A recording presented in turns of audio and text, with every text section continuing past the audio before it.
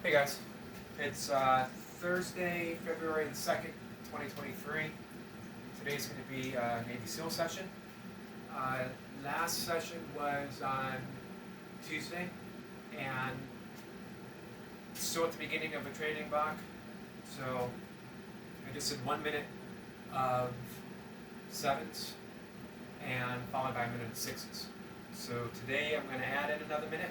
So I'm going to do hopefully 2 minutes of sevens, and then I think I'm going to continue with sixes up until the point where I feel like I might be struggling to get them in and recover the next minute. So that might be just a minute, that might be 2 minutes, it might be three, I don't know. The plan is I want to do some shorter training blocks.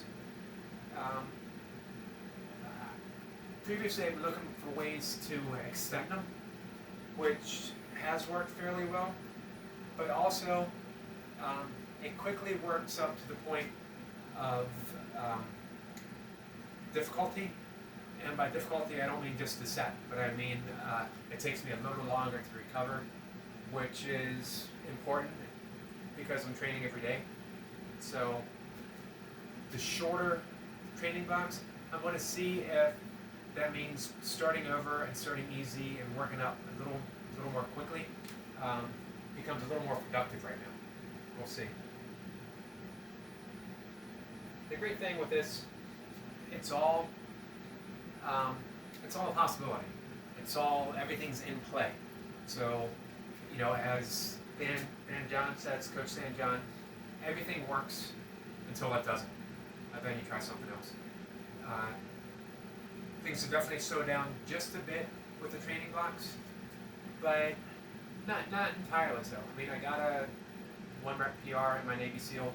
I didn't reach one with my 6 count, but my overall training volume stayed high. So it's still working, but I'm hoping if I tweak it now, I can get some more reps in. All right. So let's see what we got for today. Hit the go button.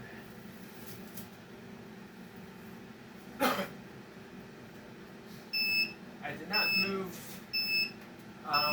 as quickly my last Navy SEAL session as I thought. 7 was a bit of a struggle, and 6 afterwards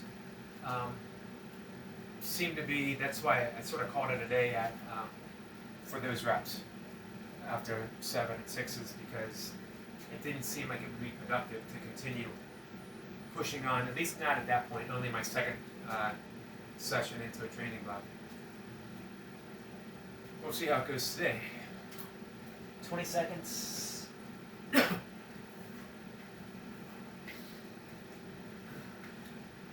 Excuse me. 10. The goal is just 2 minutes for 7. If you get that, I'm cool. Here we go.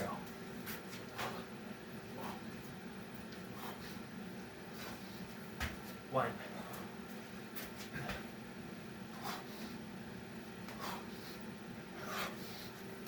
2.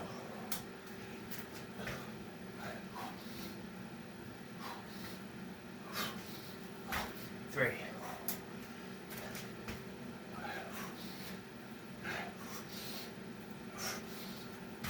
4.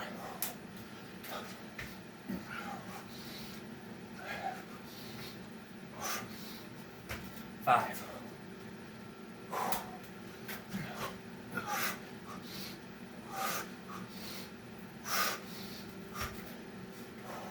6.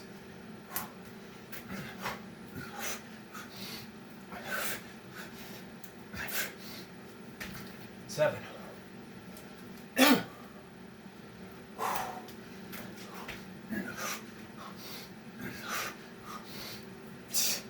1.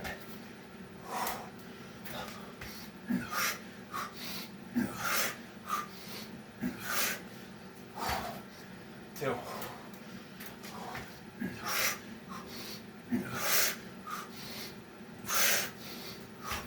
3. 4.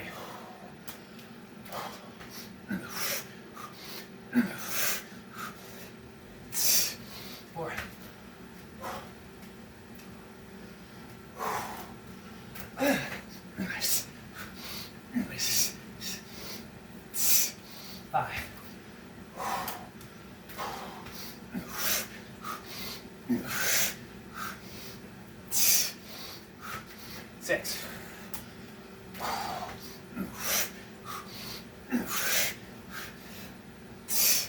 7,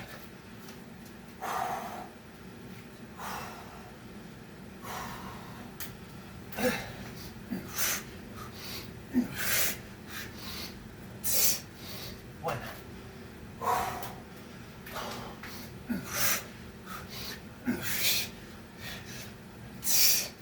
2,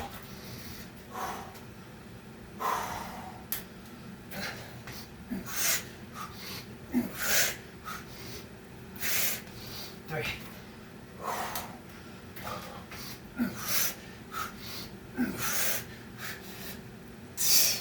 4,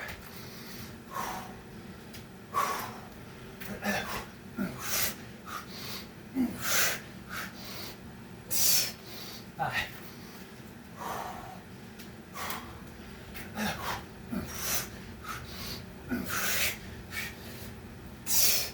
6,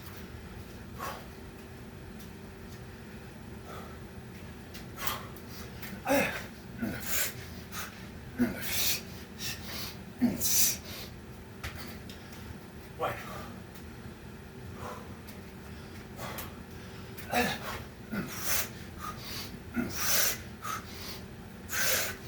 2,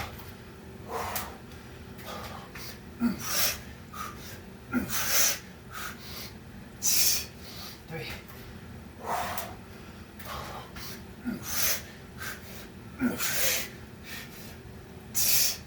4,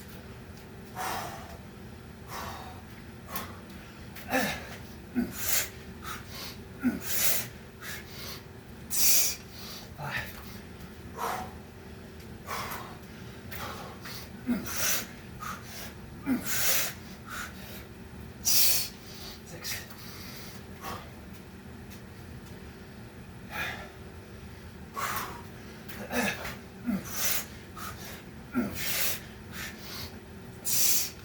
1,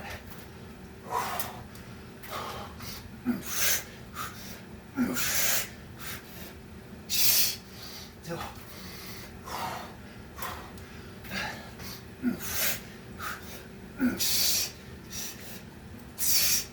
3,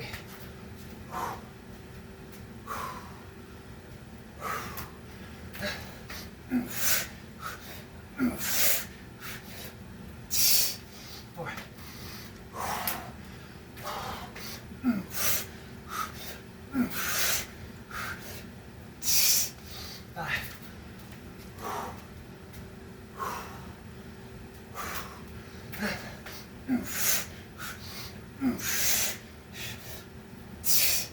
6,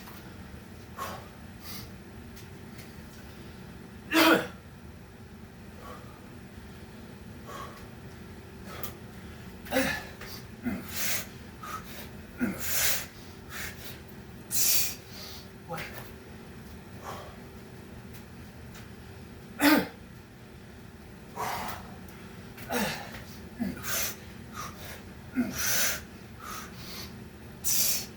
2,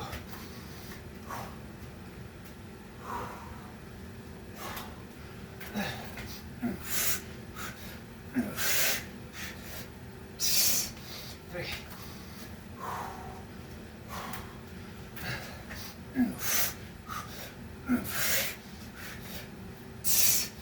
4, 5,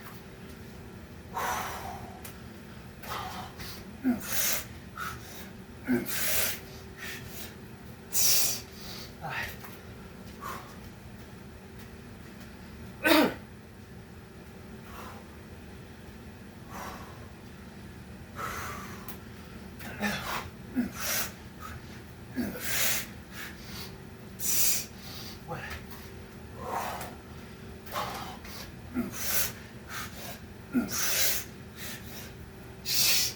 2,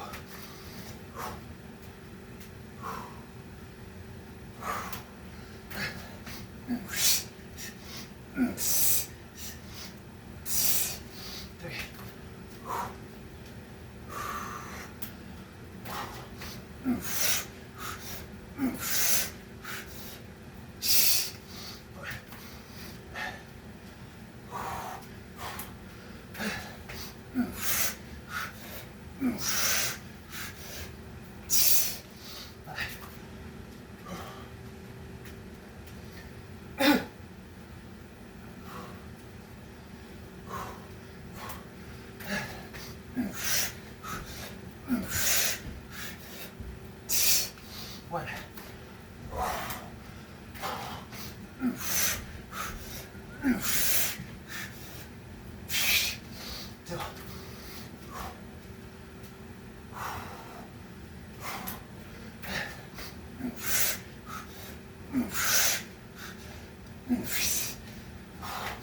Three.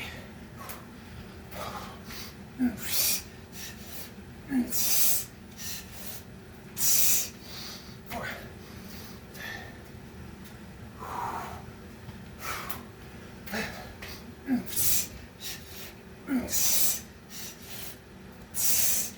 Five.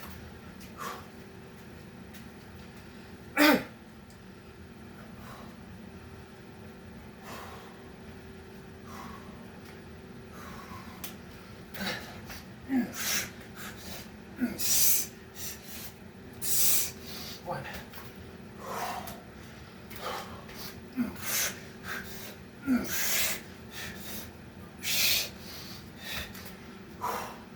Two.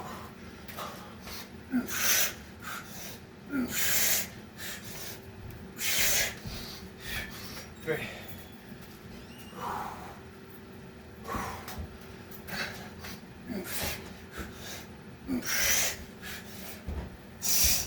Four.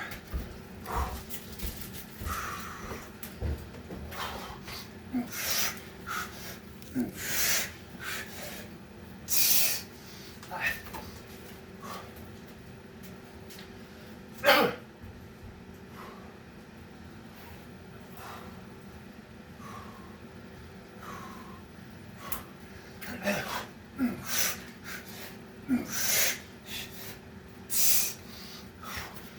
One.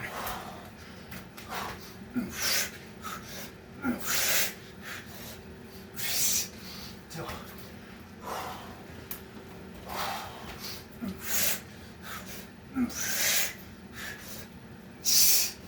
Three.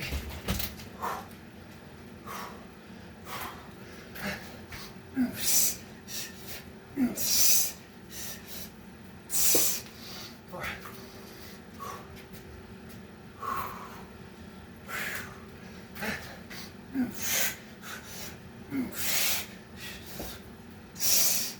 Five.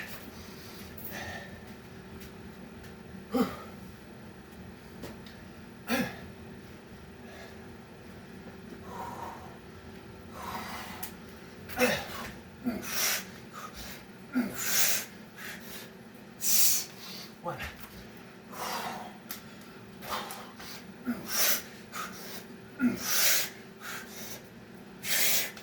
Two.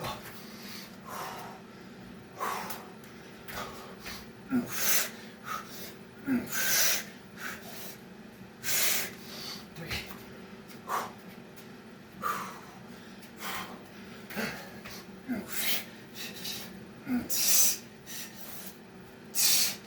Four.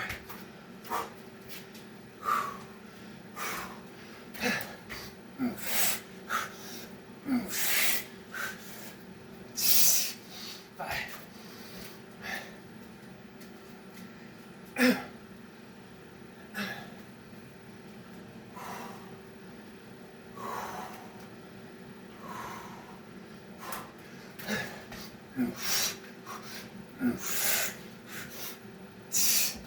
One.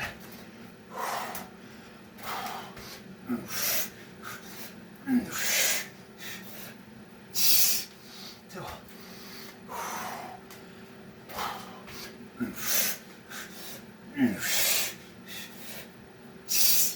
Three.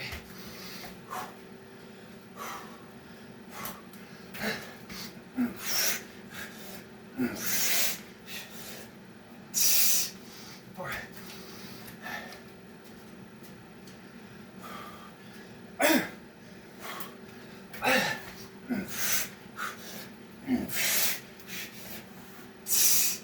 Five.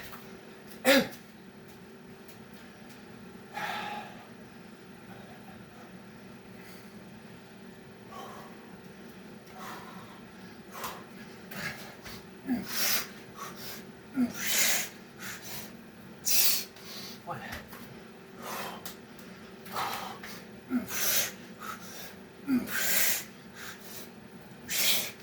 Two. Three.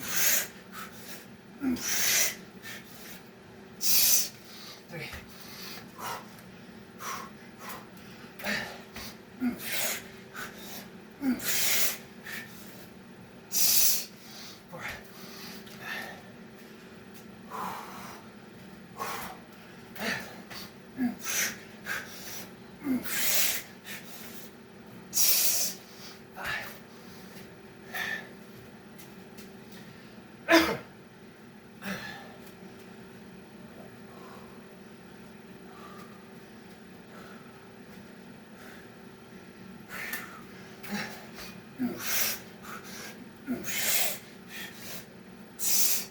One.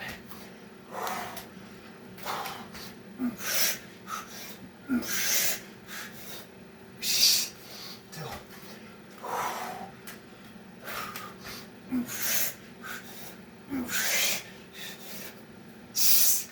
Three.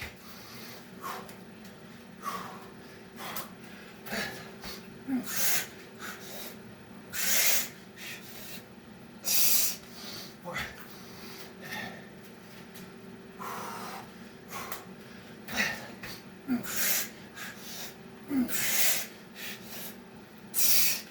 Five.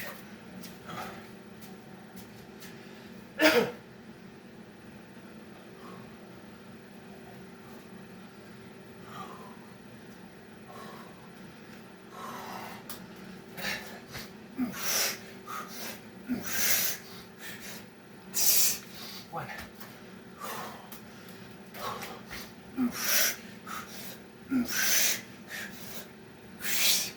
Two.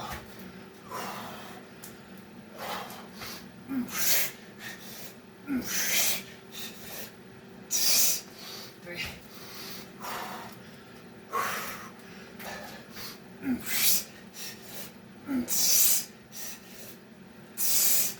Four.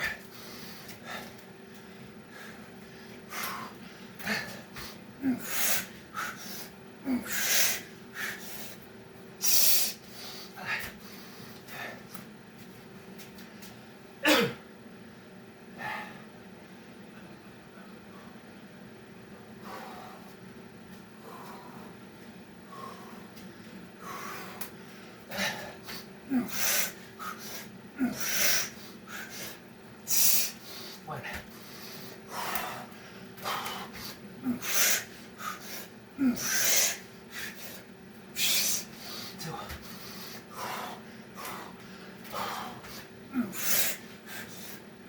Two.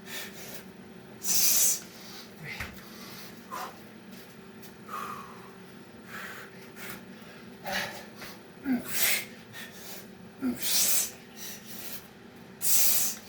Four.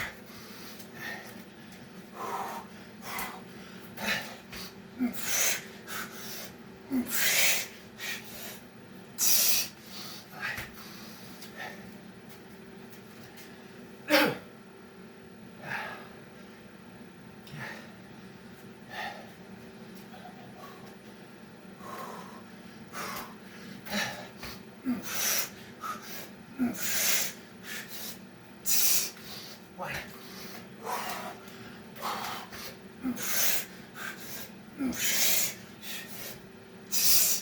Two.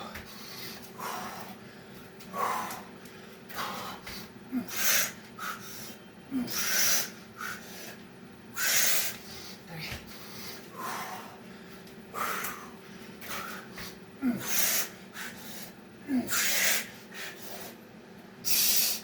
Four.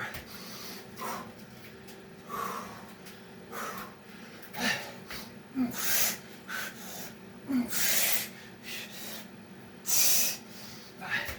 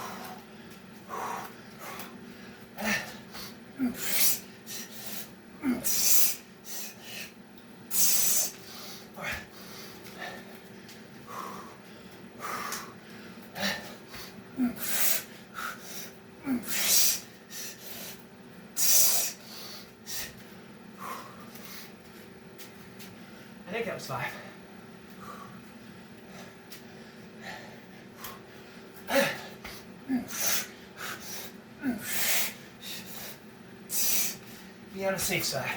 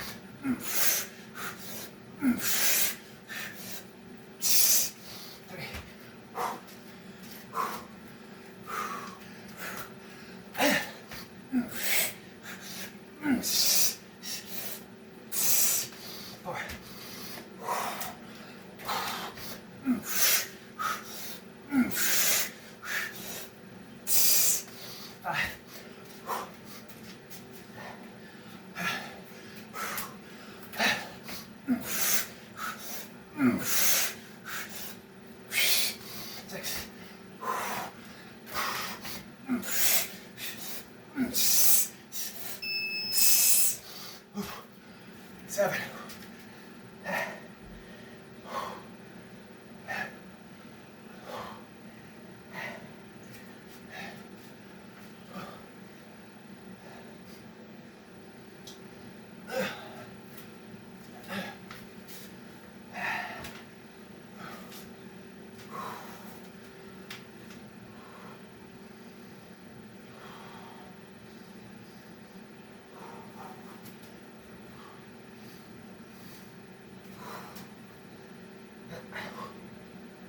All right.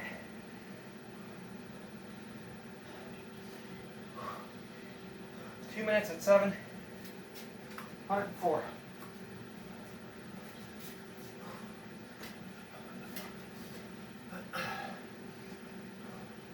Then 3 minutes at 6. 105, 106, 107. At least one more minute at 6s at the end. Maybe 2, as I miscounted somewhere. But at least 1. Makes 108. 7 gives me 110. Not bad. I'm surprised at my 7s because they don't feel great. I feel like I'm moving slow. Not a lot of time.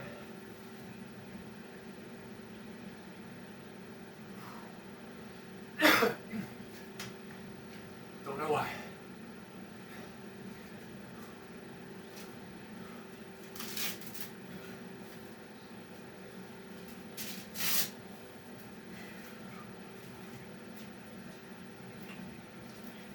However, no matter how it felt, I got the reps. I got the reps plus.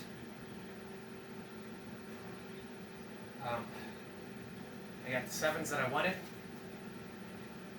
More 6s than I expected. Honestly, on that, after the first minute of 6, even starting that first minute of 6s, I thought that's it. 1 minute. And I'll drop down to 5s. But, you know, you get that one in, the next one might happen, it comes up as a physical consideration. It's not mental. Your body thinks, I can do this. If it was mental, I doubt that I would do it. Because mentally things happen slower than our body. If I take time to consider mentally, I start weighing options. I start thinking, well, if I do this, I'm going to pay the price for it later. If I get 6 now, I might only get 4 in my next minute. Or it puts me this much closer. I can shoot for a PR if I get 1 more. Those kind of things go on in the head. That's all mental chatter. And it means absolutely nothing. Not when you're in motion. Not when you're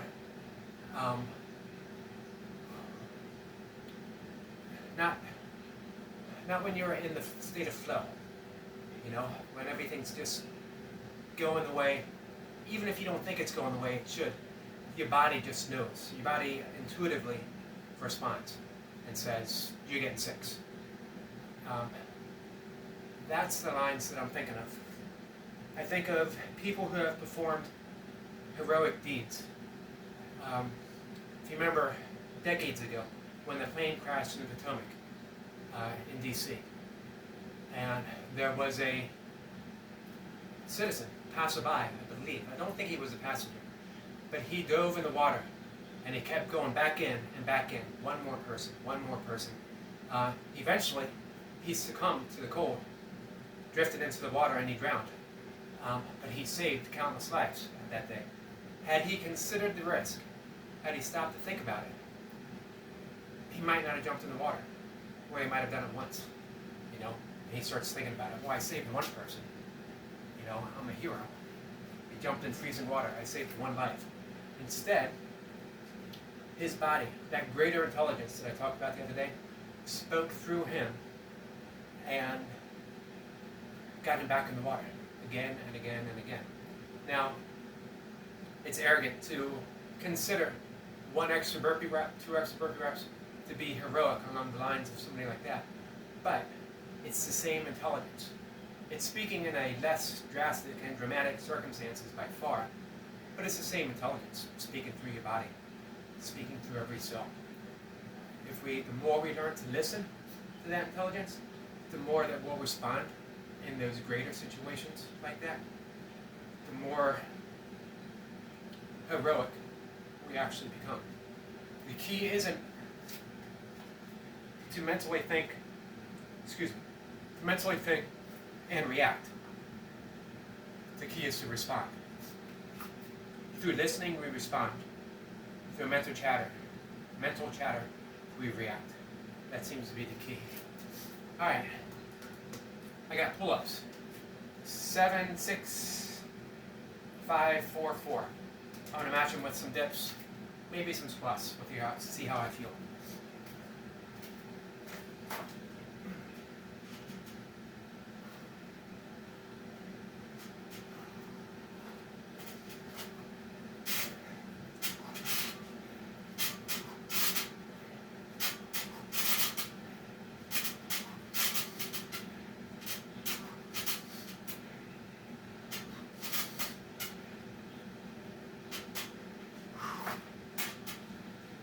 Seven.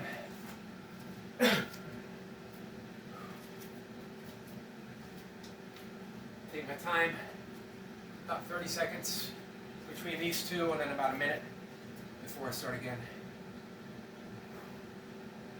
Still catching my breath from the burpees.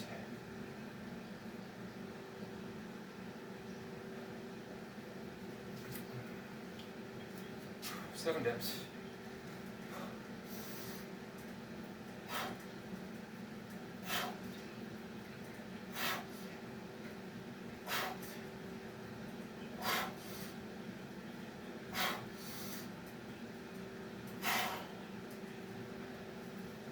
Alright. About a minute. 6 pull-ups, 6 dips.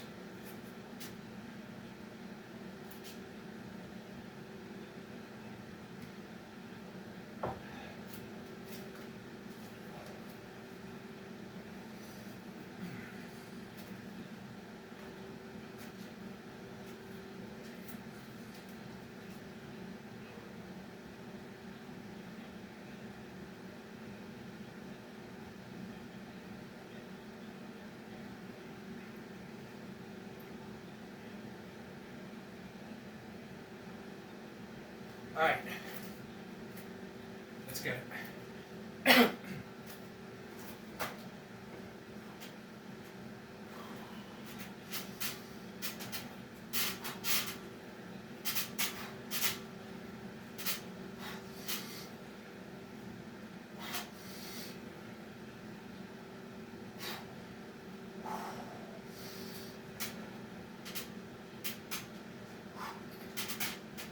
6. All right. 6 reps. What I'm trying to do with my pull-ups, while I'm getting a little more rest, being a little more explosive. I've always been fairly methodical in my pull-ups. At one time I could do a lot. I think my all-time best was 47 using wrist straps. So my grip wouldn't give out first. I think I only got 27, something like that, without wraps before my grip failed. However, I wasn't totally slow with them, but I wasn't explosive. I would be very methodical. Dead hang, pull up, dead hang, pull up. And I still shoot for that dead hang, but as soon as I hit it, I try to explode up until I feel like I'm not going to be explosive on my next rep, and then I might pause. Usually my last 1 to 2 reps, I might pause and then go. All right, I rested a little too long for this one. 6 reps.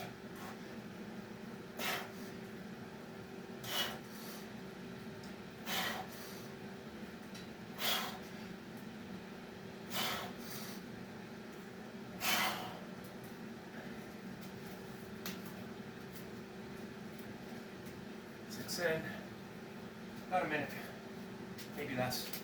Really good arm pump going on right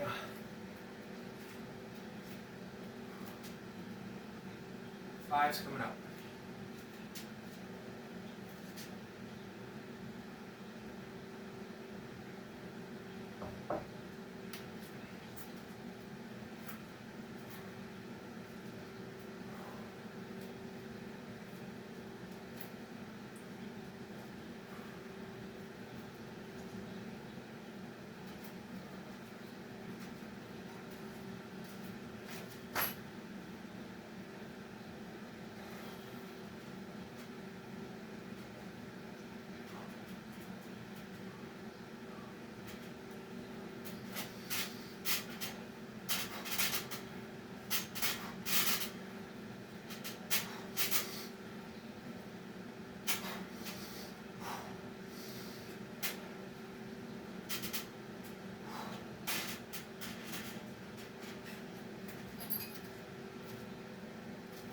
Fives are in.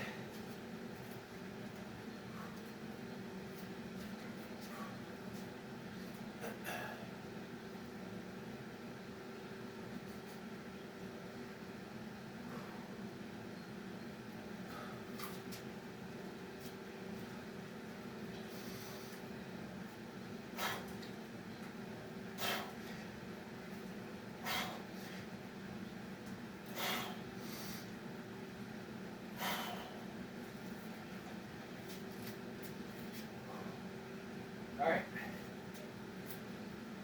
2 sets of 4 for the finish.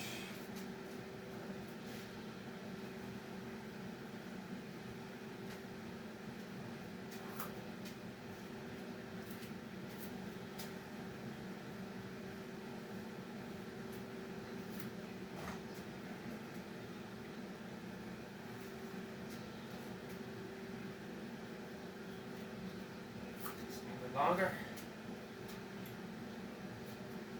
Finish these pull-ups nice and strong.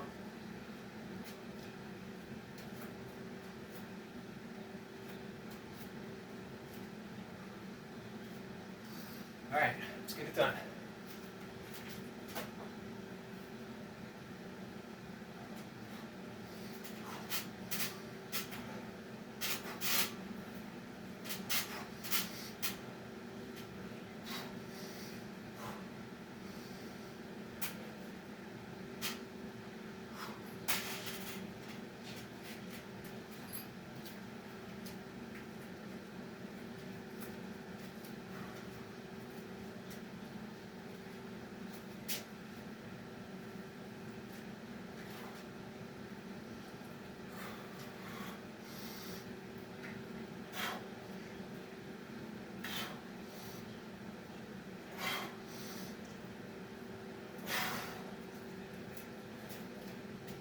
One more round. Maybe without the dips. We'll see how my left shoulder is feeling.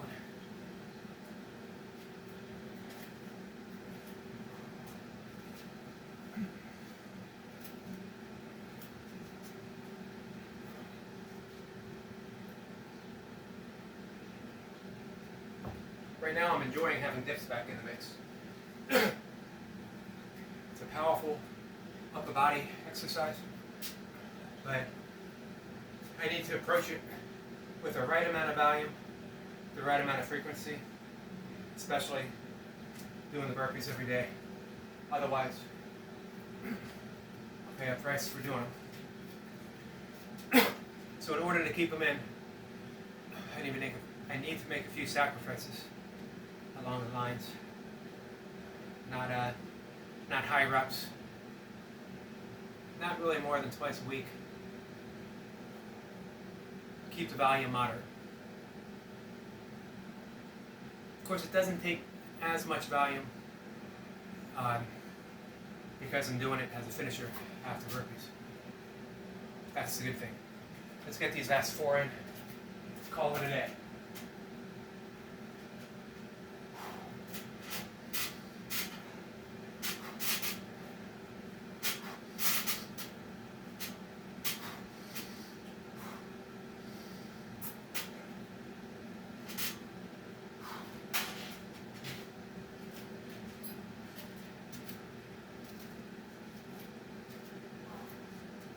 See how it goes.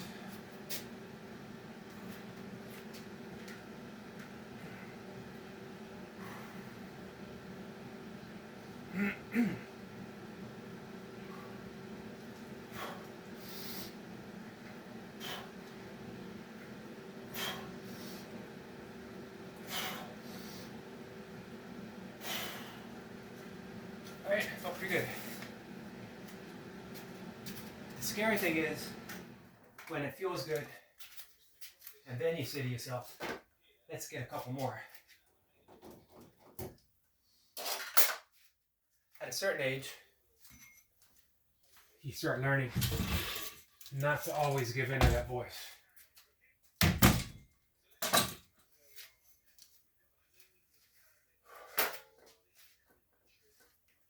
All right.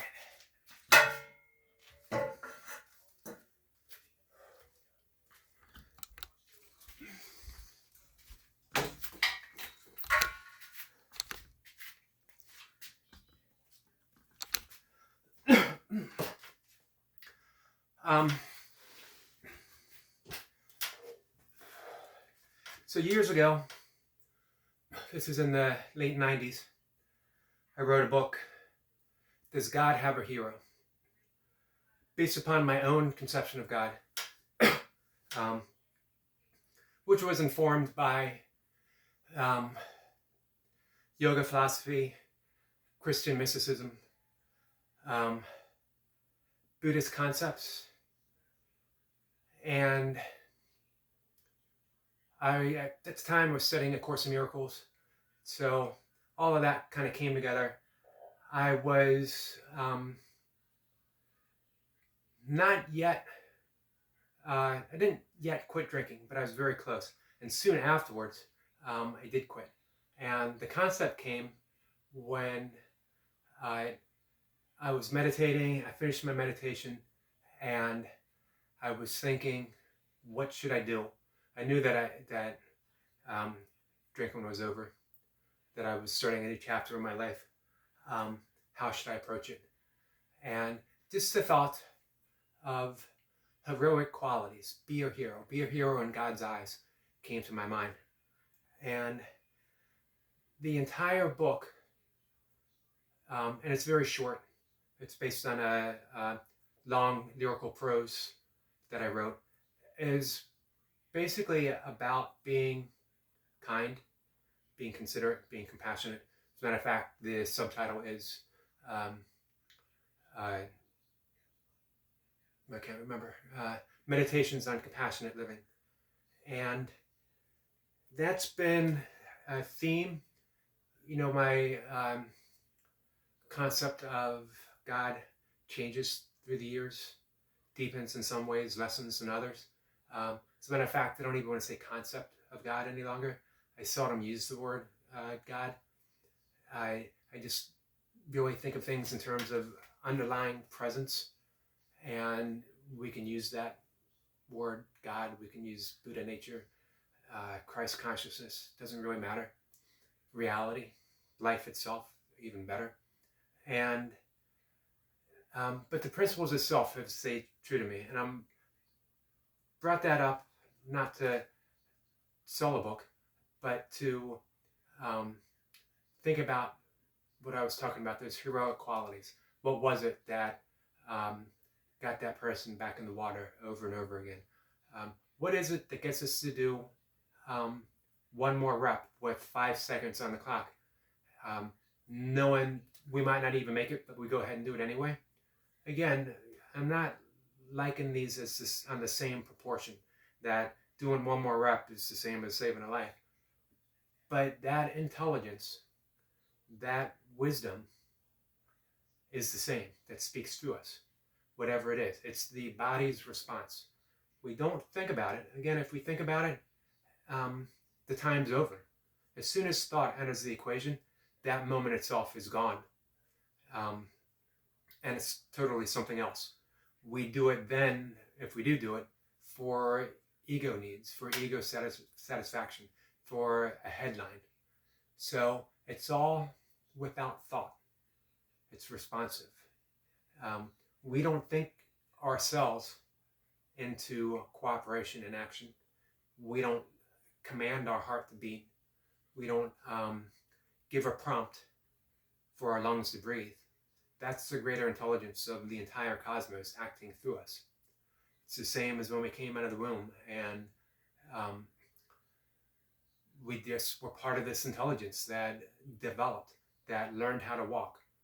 We didn't think to ourselves, because we didn't have the words at the time, to take one step, or if I take this step I might fall. We were curious and full of wonder about the world, and we just stood up, and we stumbled and we tumbled and we fell and we got back up and we did it again, and we didn't think about it.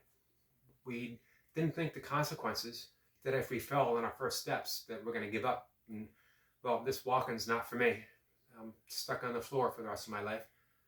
We just got up again because of that curiosity and wonder, and because of that intelligence acting through us. The more we allow it, for whatever reason, we shut that intelligence off later in life. We start to listen to the voices in our head that speaks not from that intelligence, not from our body, but from the voices of the outside, of the media, of our teachers, of clergy, of our parents, of our siblings, of our friends and our neighbors, all telling us different things and different beliefs and different ways to view the world, until we believe them, until we act upon them, until our lives are totally different than what they should actually be. And we live our lives that way. It's sort of a quiet misery, or as Thoreau said, a life of quiet desperation. And it's a shame, because we don't have to. So that's the importance when you listen to that prompt from the body, that intelligence. Say, just do another rep. That's the importance. And that's why it's a heroic quality, because we are breaking out of that quiet desperation into something that we're supposed to be. One other big prompt I got in my life was waking up early one morning, meditating, looking in the mirror, getting ready to shave or brush my teeth. I don't remember any longer. This was, again, 20 plus years ago. And it was a time after I quit drinking when everything just seemed to be flowing in a new and magical direction, even though I felt completely lost. I didn't know what I was going to do, where I was going to go. Certain relationships had ended because of my drinking. I hadn't started new relationships. All of my old friends seemed to be in social circles that involved or revolved around drinking. Same with some family members. And I didn't know what to do. And that morning, I just heard a voice saying, teach yoga. Now, I've been doing yoga for a number of years, decades actually. The thought of teaching didn't appeal to me. I was doing personal training at the time. I was working in management in a supplement store. But teaching yoga, I didn't see myself teaching people how to stretch, teaching people how to bend. I didn't realize that what the prompt was to teach the deeper aspects of yoga, which have been unfolding in my life for the past 15 years or so. Actually longer, but even more so the last few years, to the point where I actually am teaching yoga. That's what I do. I teach the essence of yoga through meditation. I teach the essence of yoga through breath work. I teach the qualities of yoga through the yamas and niyamas, the ethical restraints, the principles. And the asanas, I liken it as a different approach. I've mentioned this before, with asanas being not just the postures that we do as a series of exercise, but that our entire life is a asana of sorts. It's the seat that we take to welcome reality, to welcome life. So yeah, I feel like I'm teaching yoga. Finally, it's only taken decades since I heard that voice to get me to that point. And it feels good to be doing that, to be on point, to be expressing perhaps what I should have been expressing for a long time, but now I'm ready. So again, it's all about just listening to life, listening to reality, and allowing it to unfold. And sometimes it unfolds as just one rep when you don't think you can do it. That's it, guys. I'm looking for. Sorry, I'm a little spaced out right now. I'm looking forward to seeing what everyone does for the rest of the day. Thanks for tuning in. You guys have a good day.